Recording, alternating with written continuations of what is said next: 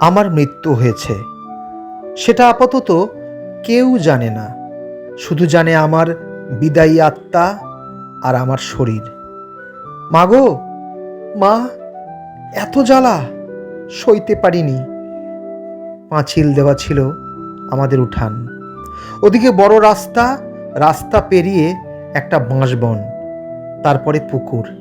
ওই পুকুরের একটা ঝোপে আমি পড়ে আছি।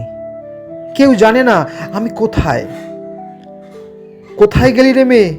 সন্ধ্যা যে নেমে এলো। সন্ধ্যা নেমে এলো, দিন ফুরালো, বর্গি এলো দেশে। আমার মৃত্যুতে আমি, আমার মৃত্যুতে একটা গোটা আকাশ। আপাতত সে সংবাদ কেউ পায়নি, শুধু জানে আমার বিদায়ী আত্মা আর একটা নিথর শরীর।